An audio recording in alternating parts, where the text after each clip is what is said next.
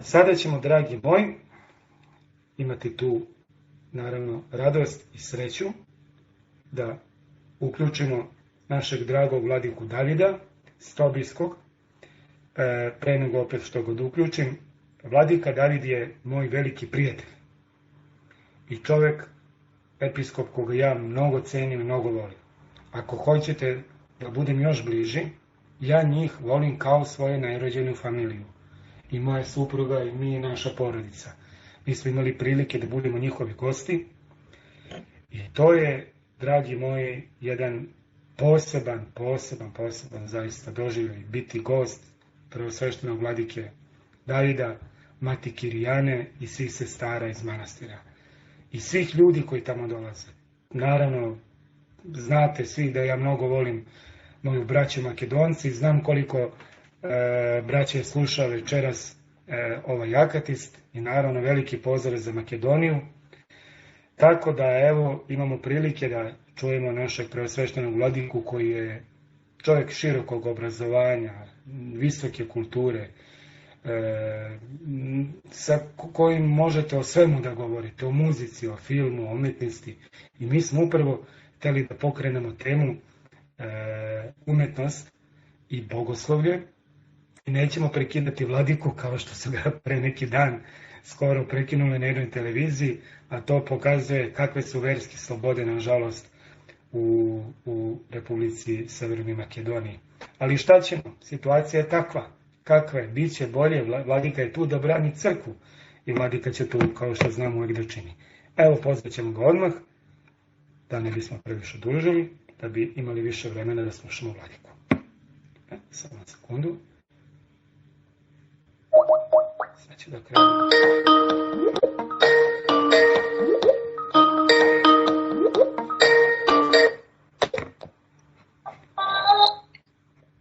Hristos vaskrese!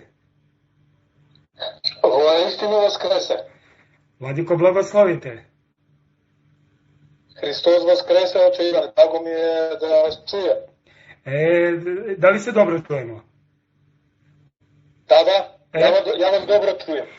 Mi vas pa solidno čujemo, solidno. Možda malo može taj mikrofon nekako da se malko samo sredi ako nije problem. Može samo malo. Ne znam, sada dobro. Dobro, ja mislim da se dobro čuje. Čuje se dobro, vladiko. Pa dobro nam došli na ovaj naš onako čudni, nesvakidašnji live i ovaj naš stream, kako da ga nazovemo, duhovni stream i ovaj divan nesvakidašnji za vreme ovog koronavirusa i naravno moram ispred svega da izrazim moju iskrenu radost što ste večeras izdvojili svoje vreme da budete ovde naš domaćin na ovom našem sabiralištu duhovnom divanu. Dobro, vi ste domaćini, ja vama želim da zahvalim na pozivu i smatram zaista da je ovo veoma dobra ideja, odnosno više nije ideja, nego vi ste to sproveli u praksi, da ste organizovali ova predavanja, ove razgovore.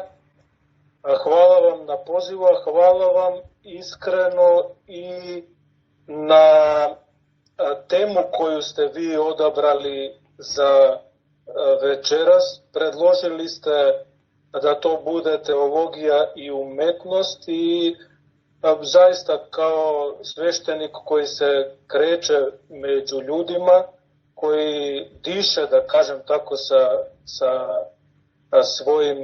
sa svojom parohijom, a znate šta je potrebno ljudima koji danas žive u ovoj izolaciji, a zaista pored svih ostalih obaveza koje imaju, mislim da ljudi mogu da posvete malo više pažnje na to koji će film pogledati, koju će knjigu pročitati, koju će muziku slušati, tako da mislim da je tema zaista jeste uvek aktuelna, ali posebno u ovim vremenima u kojima živimo danas. Tako da hvala vam na lepom predlogu. Eto, Vladiko, slava Bogu, ja svakako smatram da ste vi neko koji je jedan od najkompetentnijih ljudi koje ja poznajem da govori na ovu temu, jer naravno pratio sam vaše kolumne ja mislim da je to najtiražnija novina u Makedoniji, Slobodan pečat, gde ste pisali mnoštvo kolumni i naravno bili ste gost na mnogim televizijama i evo baš sam pomenuo malo čas i poslednju emisiju koja je onako prekinuta naglo, a to možemo negde na kraju da pomenemo svakako u kontekstu čitave situacije koja se dešava, ali opet da se zadržimo na toj našoj, da kažemo, primarnoj temi, a to je bogoslovlje, teologija i umetnost. Tako da, Vladiko, eto, ja ne bih vas previše prekidao, evo, želim da vi krenete sa... Dobro, samo da kažem da vi ovo govorite iz vaše ljubavi, da to što ste rekli da smatrate da sam ja kompetentna ličnost da govorim na ovu temu, ja mogu da kažem da sam prošao u životu pored kompetentnih ličnosti koji bi mogli zaista da govore na ovu temu, ali evo, nadam se da ćemo se možda nekad organizovati i da ja predložim neke od tih ličnosti, pa i da njih pozovete, pa da možda i zajedno razgovaramo u vašoj emisiji, ali dobro, spored mojih skromnih mogućnosti pokušat ću nešto da progovorim na temu koju ste vi zaista veoma dobro i pronicljivo predložili. Evo, izvolite, mi vas pažljivo slušamo, Vladiko. Dobro, pa evo ovako, čini mi se da je na početku dobro i potrebno da sa različitih aspekata i jednostavnim jezikom razgledamo problem odnosa između teologije i umetnosti. Možda da pokušamo da pokušamo da obratimo pažnju na neke pristupe u vezi sledećih pitanja. Recimo, kako gledaju na teologiju i umetnost različiti tipovi duhovnosti u crkvi. Da li umetnost može da bude teologija? Da li verujući čovek uopšte može da se osmeli da pomisli da je moguće da umetnost bude teologija? I u nastavku, recimo, da li teologija ima bilo kakvu povezanost sa savremenim vidovima umetnosti? Naprimer, sa savremenim pozorištem, filmom, fotografijom ili sa nekim savremenim pravcima slikarstva i muzike. I druga slična pitanja koja proizlaze iz ovog konteksta. Ako mi dozvolite da na početku unesemo i malo humora, zbog samog usmerenja našeg razgovora, podsjetio bih slušaoce na jednu anegdotu koju su sigurno već pročitali. Naime, i sam sam negde na internetu video predstavu u kojoj se Hristos obraća nekim ljudima okupljenim oko njega, a iznad te predstave bio je postavljen sledeći tekst. Nešto otprilike ovako. I reče Hristos teolozima, šta kažete vi, ko sam ja? A sada njemu teolozi odgovaraju i kažu, ti si eshatološka manifestacija osnove naše egzistencije, ti si kirigma u kojoj mi nalazimo ultimativno značenje naših interpersonalnih relacija. A na taj odgovor Hristos onako začuđeno ih pita šta? Budući da sada nismo na nekom zatvorenom, stručnom, naučnom skupu, čini mi se da je najbolje da u produžetku razgovaramo bez referenca i ličnosno. Ovu anegdotu sam spomenuo budući da ona izražava onaj pristup saglasno kome previše naglašen teološki akademizam očigledno odseca teologiju od samog života i čini je nekorisnom za čoveka. Te čovek postavlja sebi pitanje zašto bih čitao takvu teologiju. Ponekad akademska teologija može da udalji Boga toliko visoko da čovek jednostavno ne može da zajedničari sa njim. Sad vidite, teologija pak kao umetnost može mnogo lakše da uđe u dom svakog čoveka. Ja zaista smireno smatram da je akademska teologija neophodna. Svakako potrebno je da se čovek potrudi da se izdigne iznad jezika svakodnevice, na ravan jezika teologije. Ali kao što kažu neki dogmatičari, savršeno je kada u čoveku dođe do spoja akademske i harizmatične teologije. A vi i sami znate da Sveti Grigorije Palama deli znanje na filosofiju, kaže prvo filosofija, drugo teologija, to jest prema njemu to predstavlja izučavanje tekstova, dakle jedna naučna dimenzija, tačnije znanje o Bogu. I najviši stepen je prema Palami teoptija, kaže on. To jest ne znanje o Bogu, nego poznanje Boga. Harizmatična teologija. Dakle, bogosozercanje.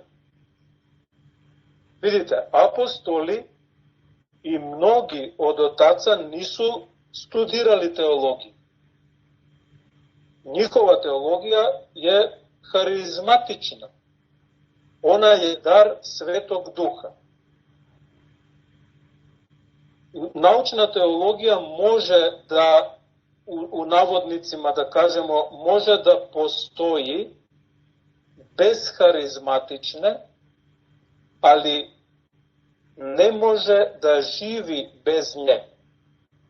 Saglasno primeru da jedan lekar može da napiše knjigu, ali ta knjiga neće biti medicina ukoliko ne zaživi u stvarnosti.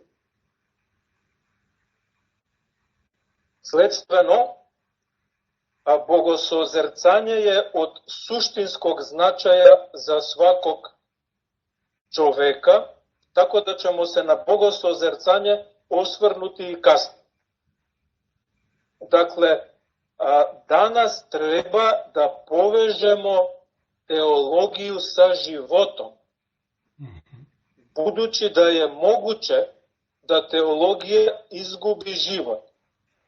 Jednostavno, kao što se dešava da ljudi gube ljude. U suštini, crkva je uvek teologizirala blagodareći konkretnim istorijskim okolnostima.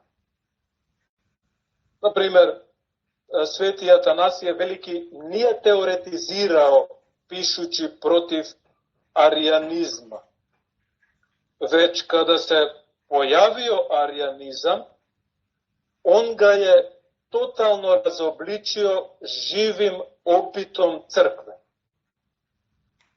To je veoma bitno.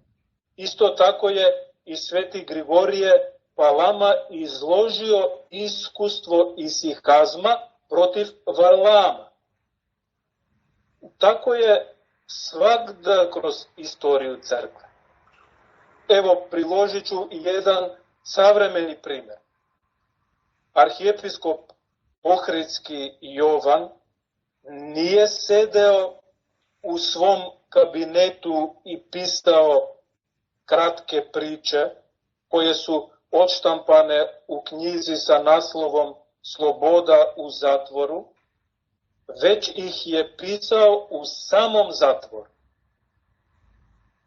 Zato te kratke priče, koja su vrhunska savremena književnost, istovremeno su i vrhunska teologija. Sledstveno, i dobro bi bilo da na ovo obratimo pažnju, jedan od načina, dakle, samo jedan od načina da se teologija poveže sa životom jeste upravo umetnost.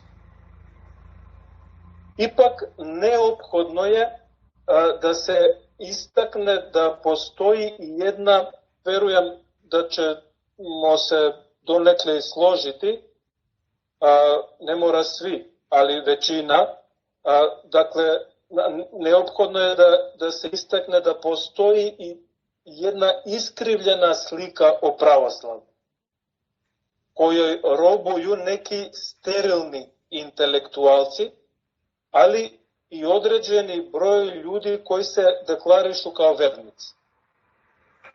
Prema njima, biti pravoslavan znači da nije dozvoljeno da se ide u pozorište. Zabranjeno je dakle. Zabranjeno je također da se gledaju filmovi. Isto tako, nije dozvoljeno da se čovek raduje. Čak što više, treba da se osjeća krivim ako uradi nešto od prethodno pomenutog. Razume se, rekli smo, reč je o iskrivljenoj, netačnoj predstavi pravoslavlja. Pravoslavna teologija, autentična pravoslavna teologija, je pozvana na dijalog sa umetnostima.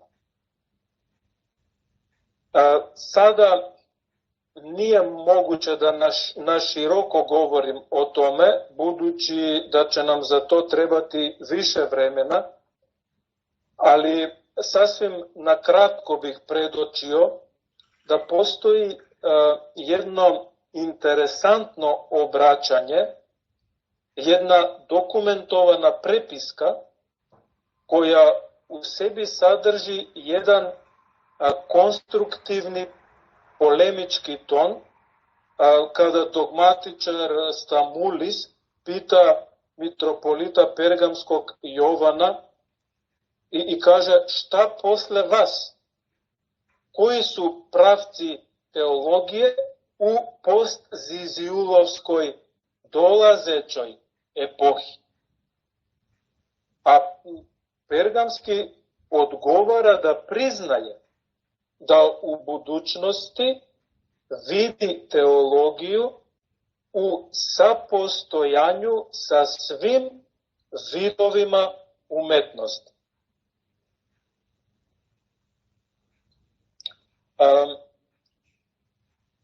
Dakle, očigledno pravoslavna teologija je pozvana na dijalog sa svetom, sa drugim. I nije prirodno da se ona ograniči samo u jednom hermetički zatvorenom krugu koji će od nje napraviti geto. Ili, kao što je upečatljivo rekao Nikos Matsukas, od nje će napraviti karikaturu koja će izazvati ukočenost u upoznavanju teologije i spoljašnjih nauka.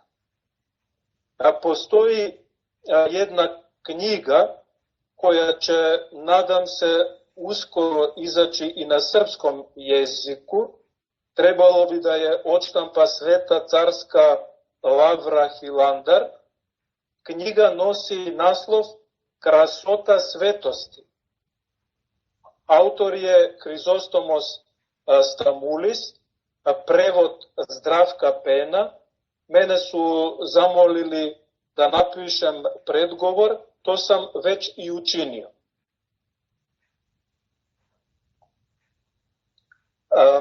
Ta knjiga duboko zalazi u temu povezanosti teologije i umetnosti.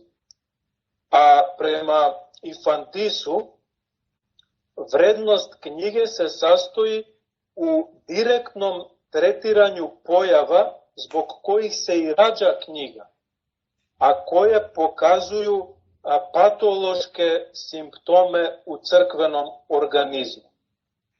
Naime, u određenim crkvenim krugovima može se čuti da, rekli smo, jedan pravoslavni hrišćanin ne treba da čita drugi vid literature osim teološke.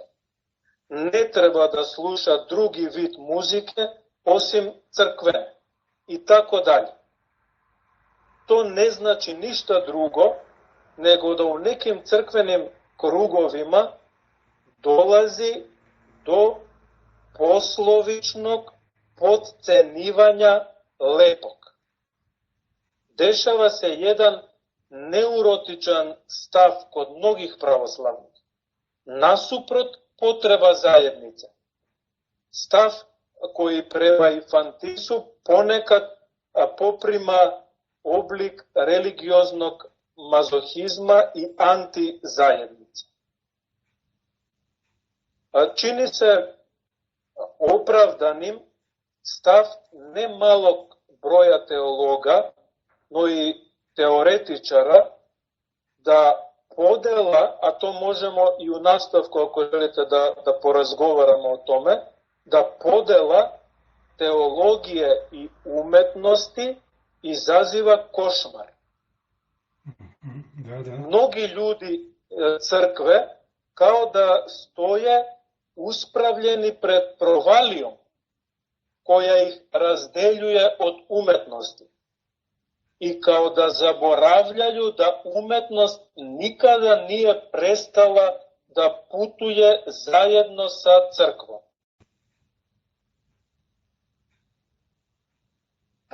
U jednoj interesantnoj knjižici sa naslovom Aktuelnost lepog, čak i Hans Georg Gadamer kaže da je crkva pronašla novo osmišljavanje jezika formi likovnih umetnika, a kasnije i osmišljavanje govornih oblika poezije i pripovedačke umetnosti, što je umetnosti dalo novu legitimaciju.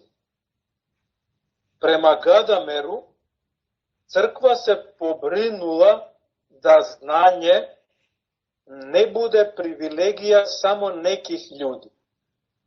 Te je, na primer, u prošlosti za siromašne koji nisu mogli sebi da priušte da kupe Sveto pismo ili za one koji nisu znali da čitaju, prikazivanje sadržine Svetog pisma ikonopisom i freskoslikarstvom bio jedan od merodavnih lajtmotiva opravdanja umetnosti, to jest u ovom slučaju teologije u boji.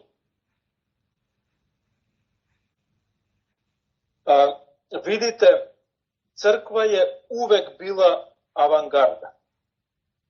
Zato gore predočeni religiozni mazohizam predstavlja jedan vid krize pravoslavne, koji se sastoji u poricanju kreativno novog, u osjećanju promene kao atak na identitet. Pa onda, to je prilično simptomatično, odatle i veća uplašenost od palog sveta nego od samog takvog palog pravoslavlja. Zato, na primjer, na pitanje šta je umetnost, Stamoulis odgovara da je umetnost povezanost sa lepim na ravan sazdanog.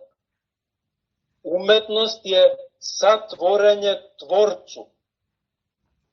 Saglasno pozivu svetog apostola Pavla da budemo satrudnici Božji.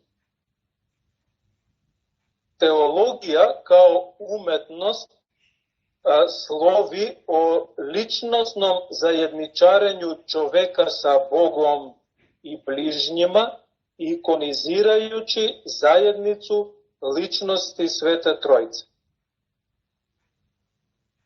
I evo sada dolazimo do nešto što smatram da je zaista bitno. Dakle, sasvim je moguće da neki delovi knjige, filma, muzike, fotografije, slikarstva imaju tragove istine.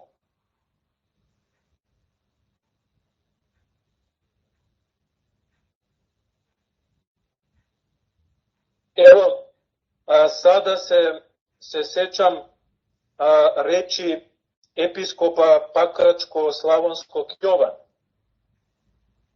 On je učestvovao u nekom intervjuu, mislim da je bilo na državnoj hrvatskoj televiziji, kada mu je novinar postavio pitanje u vezi muzike post-punk grupe Joy Division.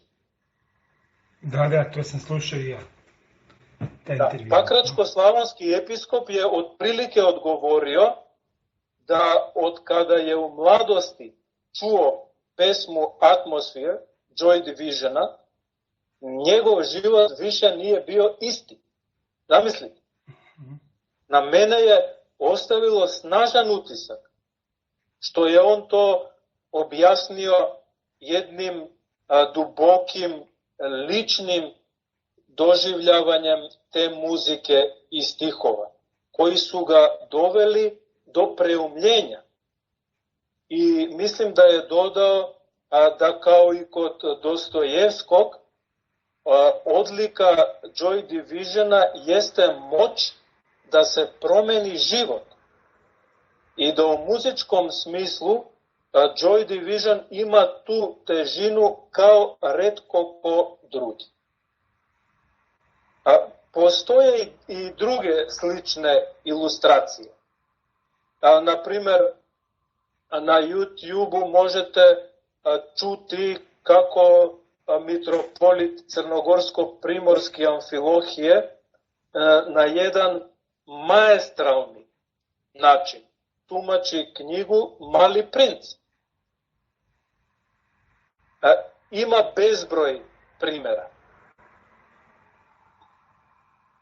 Ukratko bi podsjetio da postoji jedno prekrasno slovo svetog Vasilija Velikog o tome kako da se koristimo učenjem neznabožačkih filosofa. Dakle, sveti Vasilije a priori ne odbacuje pomenuto učenje, nego kaže da od njega možemo da izvučemo korist. Isto to bi važilo i za neke savremene umetnosti.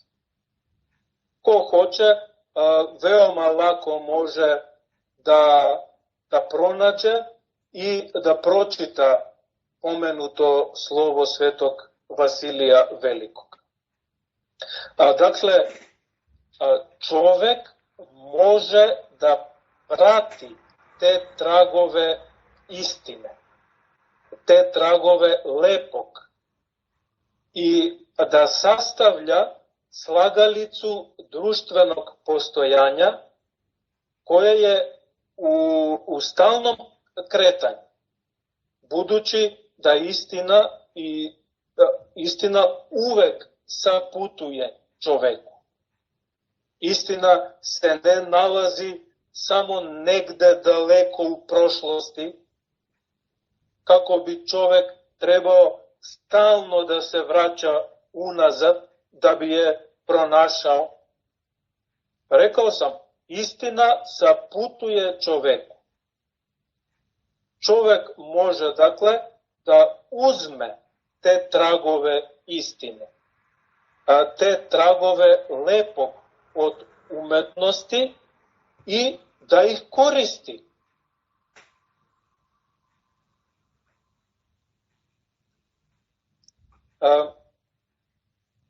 Logos Božji nije došao da bi se oslobodio ljudske prirode, već se ovaplotio i uzeo na sebe sve od ljudske prirode osim greha.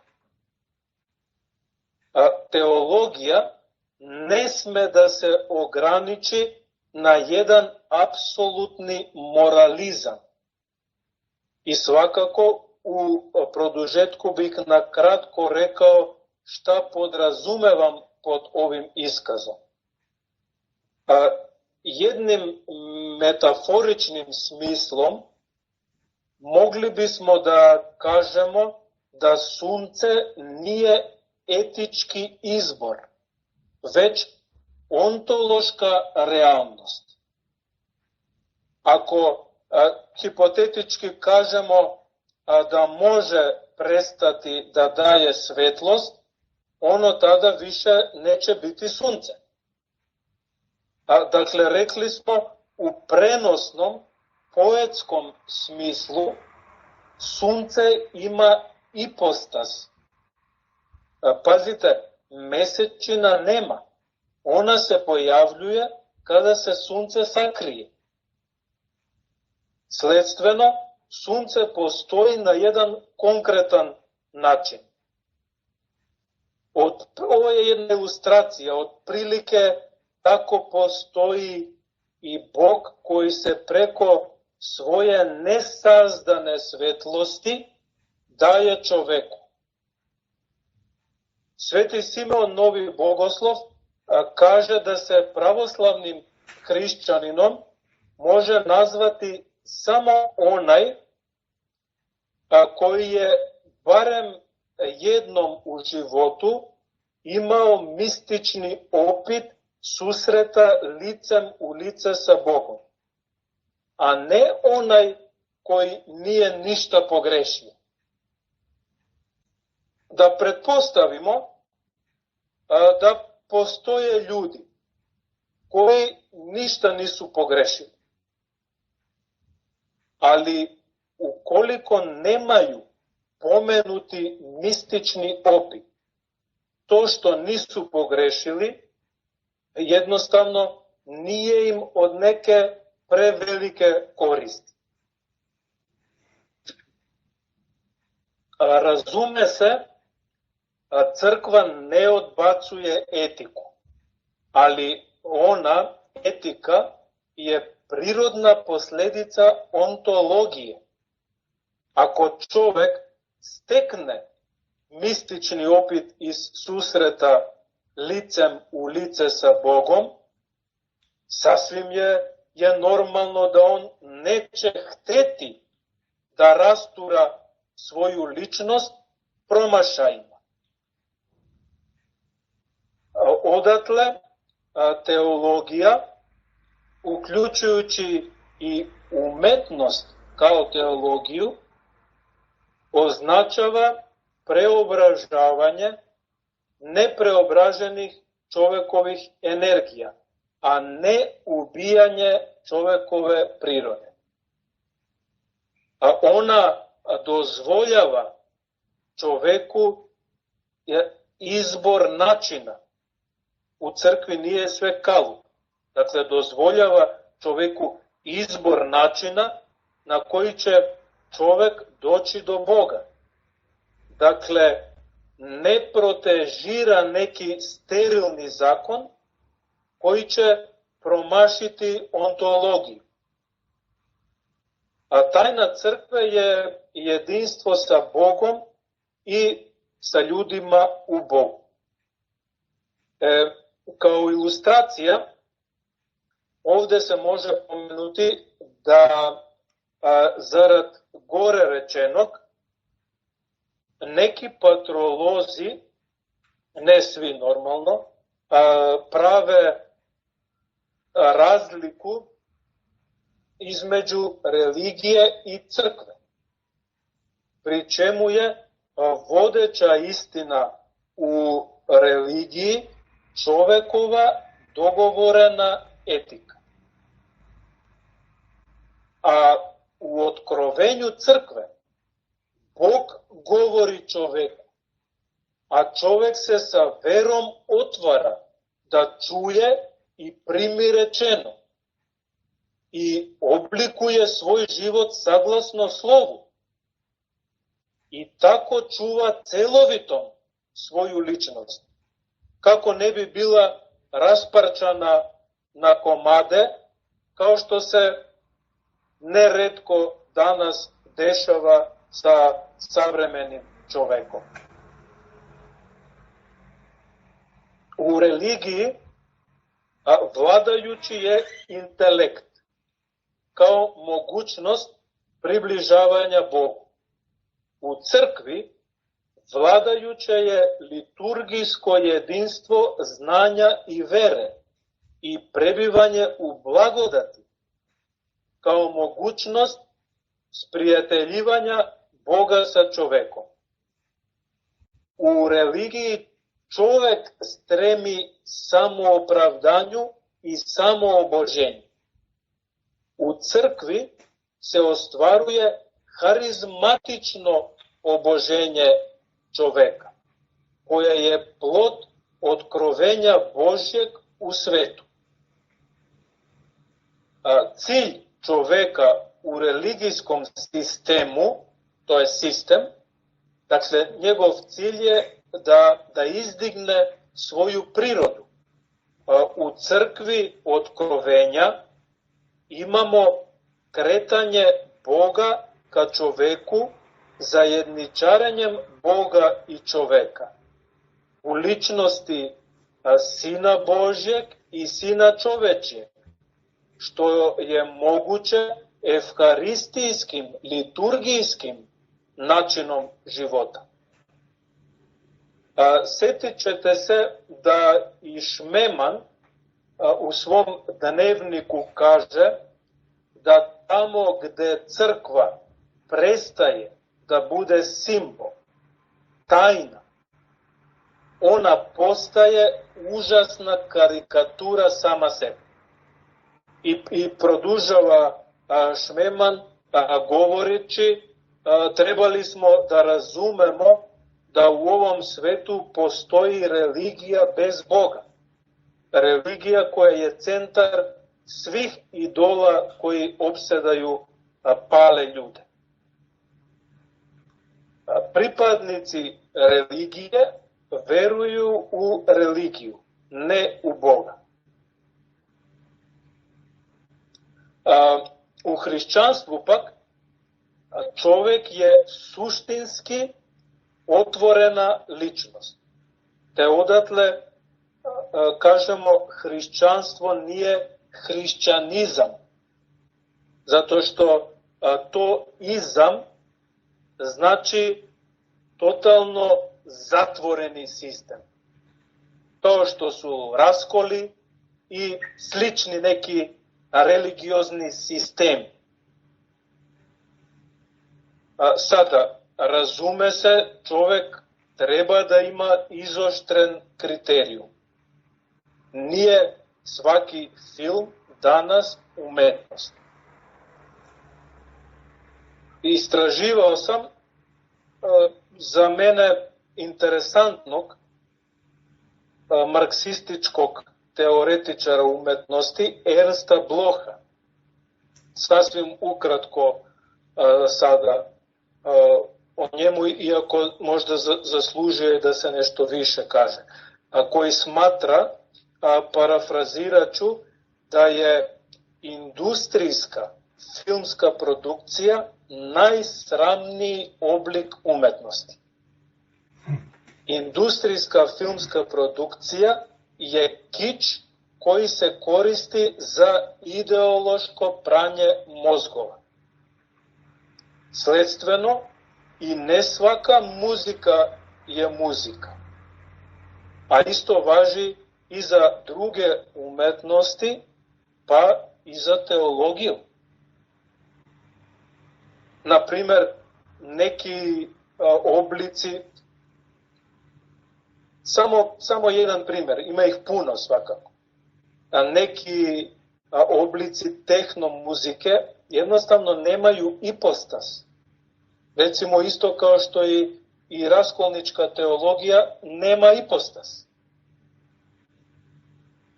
I razume se, ovaj pomenuti Blochov stav ne možemo da generalizujemo. Mogli bismo reći da umetnosti nema tamo gde se u osnovi nalazi jedan naglašeni gnosticizam koji se servira razočaranim i društveno izolovanim intelektualcima, kao i neupućenima, kojim se odseca saborni Hristos od čoveka, od sveta i od istorije. Neki učeni kažu da se serviranje predočenog gnosticizma pravi zbog nedostatka znanja i zbog narcisoidnosti. Ipak mnoštvo teologa se slaže da upravo ovi nedostaci,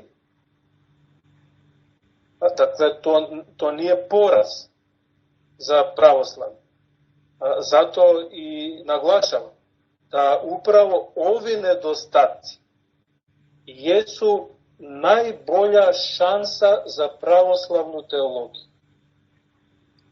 Svako umetničko delo koje se uslovno rečeno zalaže protiv hrišćanskih vrednosti nije opasnost. Ponavljam, nije opasnost, već dobra šansa askeze samosvesti. To treba da znamo, da crkva nikada ne može biti u opasnosti od različitih, od drugih mišljenja. Čovek može da bude u opasnosti prvenstveno zarad sopstvenog neznanja, a pozvan je da postoji u poznanju stvari. I može da bude u opasnosti zbog toga što podležući karikaturalnom pravoslavlju ukida sebi slobodu ličnosti.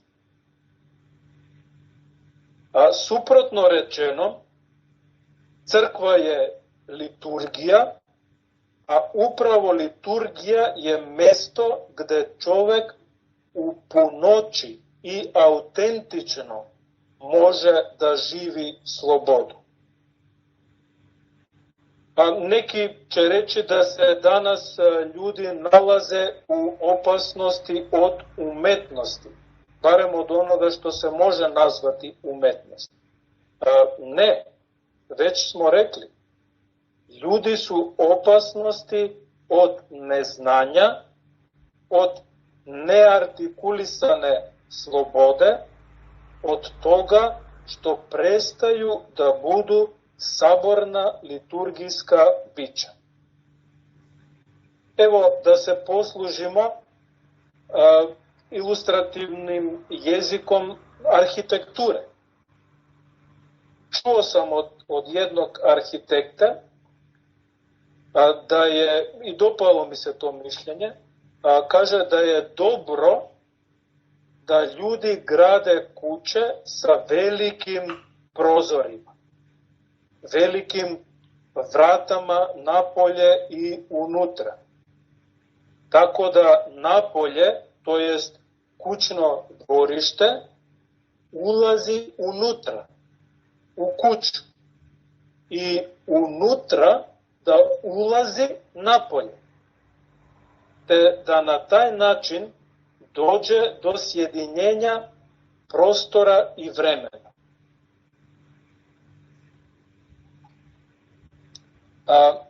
Dobro je da takav bude i crkveni čovek.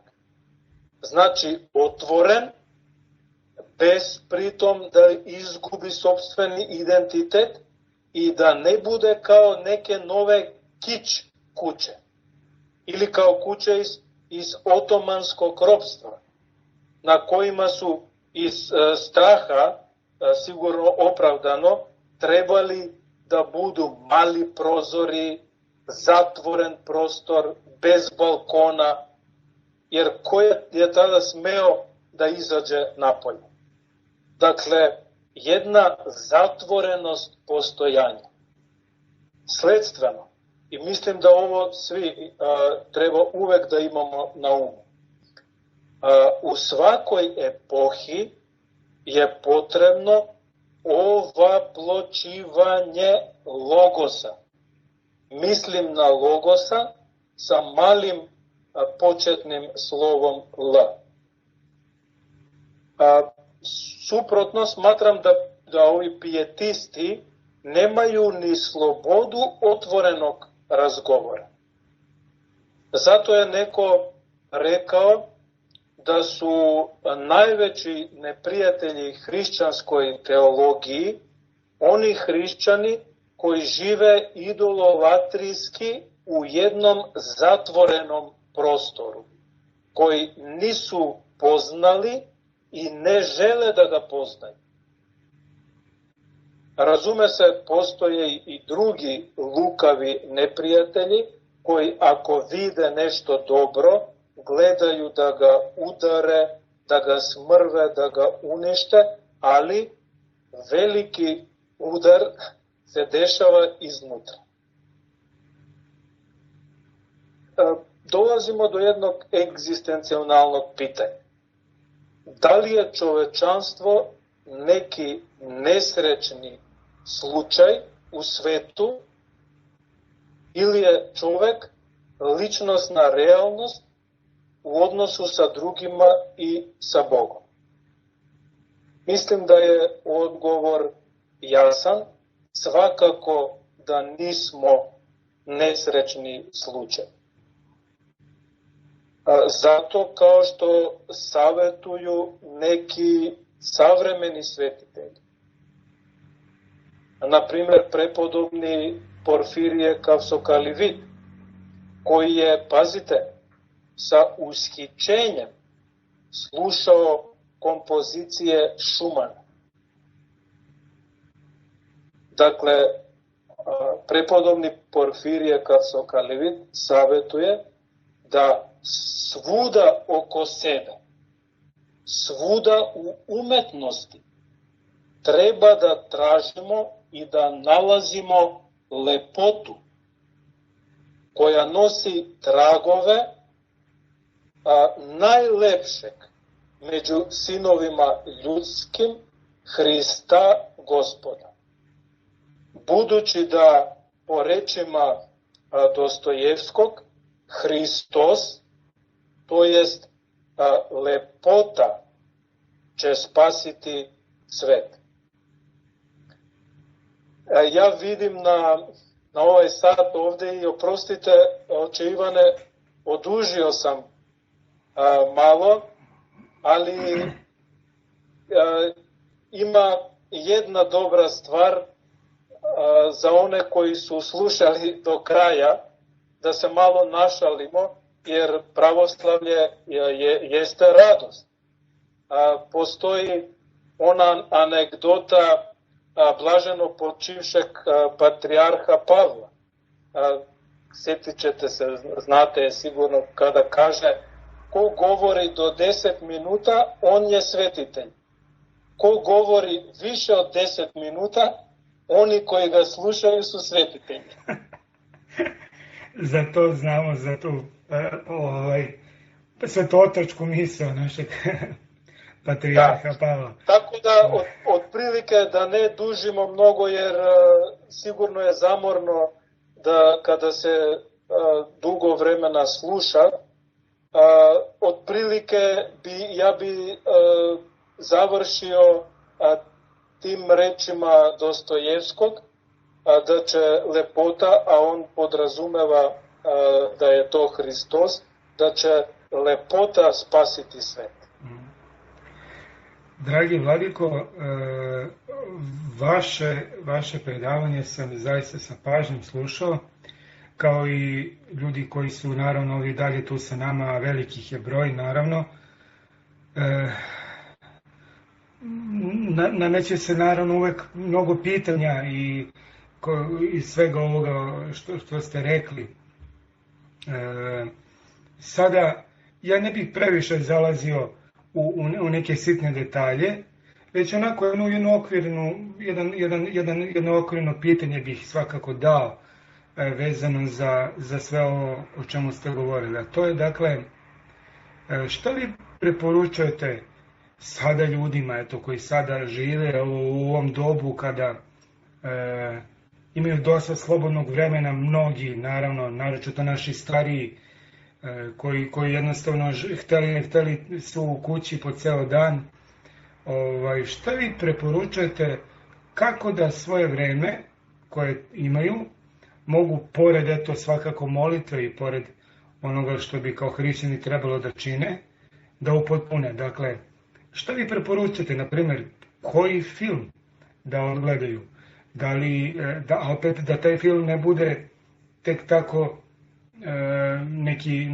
nešto o čemu smo malo čas govorili, ta industrija filmova koja svakako vodi u taj, rekli smo slobodno, kič i šta već sve može da odvede.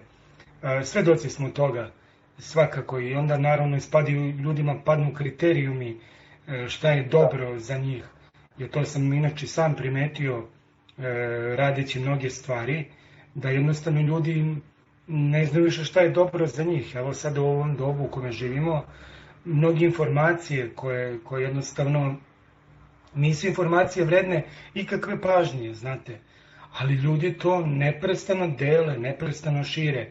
Meni je prepun inbox borbe protiv 5G tehnologije, borbe protiv ovoga, onoga, vidi ono, ja kažem, vidi, dajte, nemojte, molim vas, nemojte više to da mi šaljete.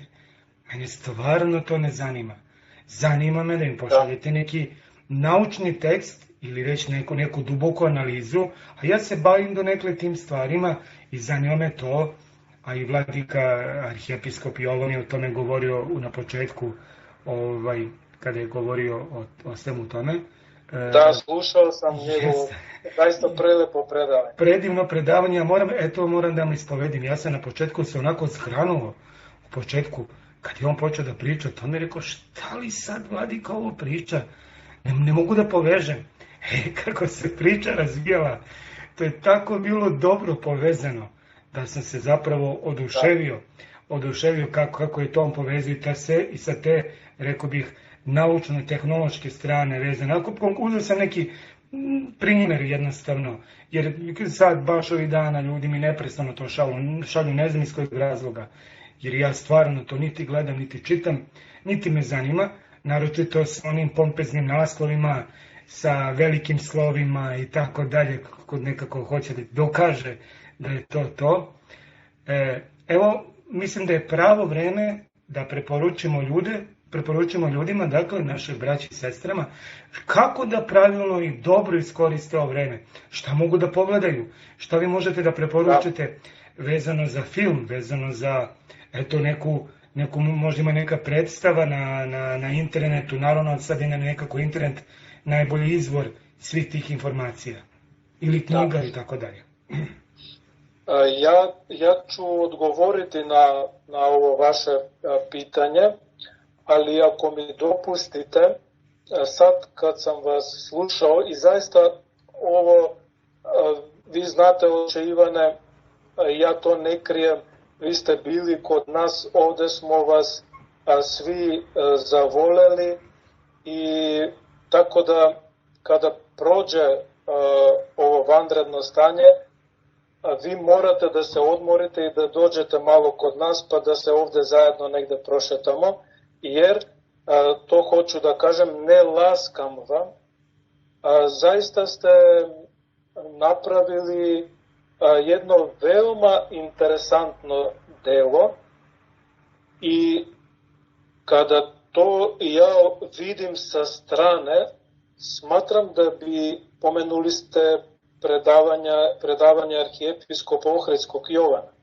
i slažem se sa vama, slušao sam i mitropolita Zagrebačko-Ljubljanskog Porfirija, onda vidim da su kod vas gostovali razni epidemiolozi i ne znam iz koje sve struke.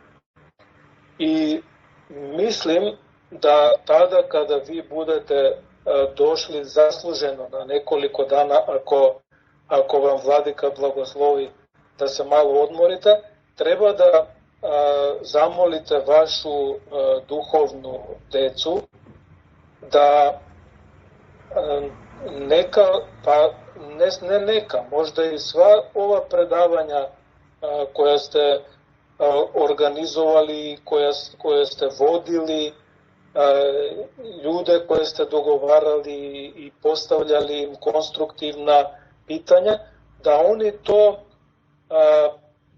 to što se govorilo, da to prekucaju u jedan Word dokument.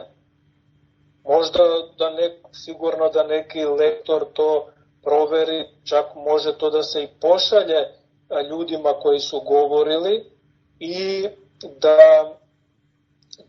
oni nešto ako treba i dopune i ne znam poprave i onda da izađe jedna, ja tako zamišljam to i zaista to je ovako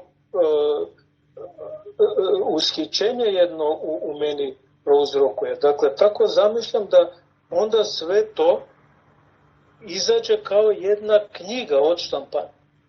I ja zamišljam da možda bi veoma dobro bilo da se stavi jedan naslov, recimo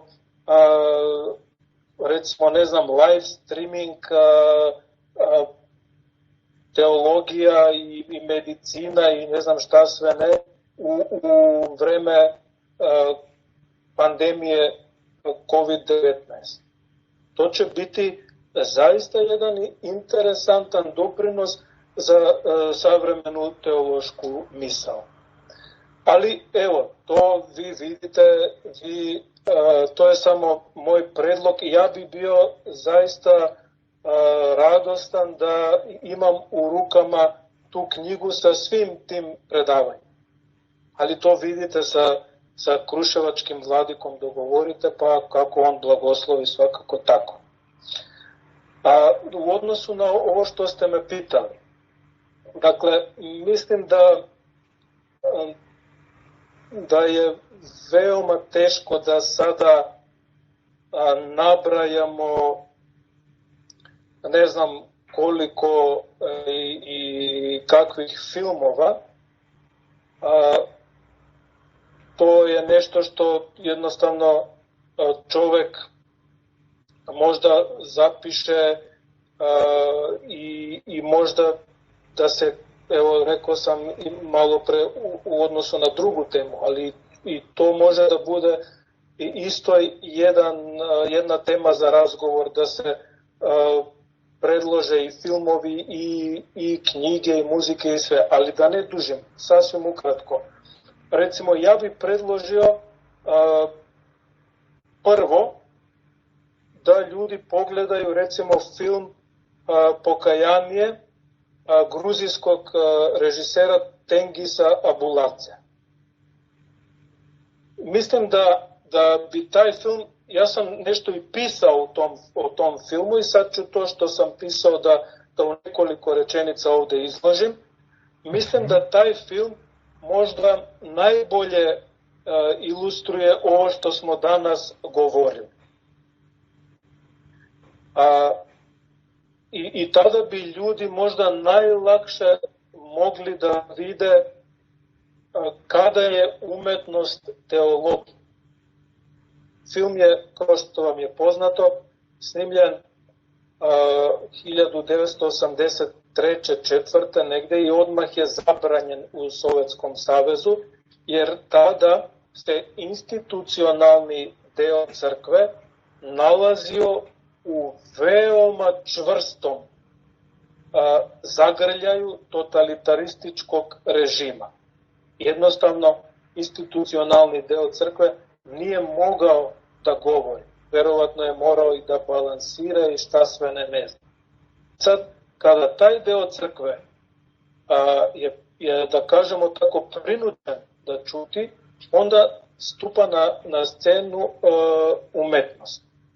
I Tengis Abuladze je napravio jedan film koji kaže da ne može da taj totalitarizam poništi hrišćanski identitet naroda koji žive u tom totalitarističkom društvu. Ali film je zaista fantastično urađen. Kažem vam, odmah je bio zabranjen, kasnije u vreme Gorbačova su dopustili da ga ljudi gledaju, ali mnogi smatraju da je sa tim filmom počeo da se ruši totalitarizam u Sovjetskom savezu, a film recimo završava jednom gnomičkom, tako poslovičnom rečenicom, da šta će vam ova ulica koja je imenovana po jednom tamo lokalnom gradonačelniku koji je simbol tog režima, kaže šta će vam ova ulica kada ne vodi u crkvu. Dakle, mislim da ako mogu ljudi da nađu taj film, da je veoma bitno da ga pogledaju kao ilustraciju za sve ovo što smo danas govorili. Sada vidite, postoje mnogo interesantnih, dobrih filmova koji imaju tragove istine i lepog u sebi. I zato ne bi sad da nastavljam time da nabrojavam naslove nekih filmova, ali evo za početak bih preporučio da postoji jedan originalni naučni trud upravo vašeg episkopa Kruševačkog Davida, koji se zove Odnošenja sedme umetnosti prema hrišćanskom etosu. To je tekst objavljen u časopisu Bogoslovlja 2015. godine. I na kraju tog teksta postoji jedna fenomenalna filmografija. Recimo preko svih filmova Buñuela, Luisa Buñuela, Bergmana, onda imate Tarkovskog, to isto treba da se vidi, Davida Linča, takođe, to su režiseri koji su interesantni, koji da ljudi pogledaju njihove filmove i da imaju dobro i ovaj originalni naučni trud Kruševačkog episkopa Davida, gde on otprilike na jedan kritički način se osvrće na sve te filmove, recimo zatim na Kišlovskog, na Michaela Moora, na Wima Wendersa i raznih drugih stranih i domaćih režisera. I ja mislim da je to jedan zaista, kao što opravdava naziv, originalni naučni trud. Ja mislim da pitate vladiku Davida, ako blagoslovi, žalosno je da ovaj antologijski tekst ne bude objavljen na internetu kako bi ljudi mogli da ga čitaju i da pogledaju svu tu veoma bogatu filmografiju.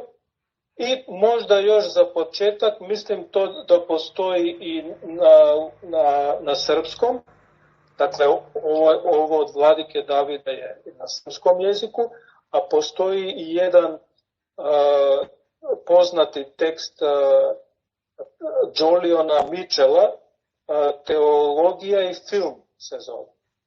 I mislim da ljudi ako otkucaju na Google da će odmah naći taj tekst na srpskom i mogu da ga pogledaju i otprilike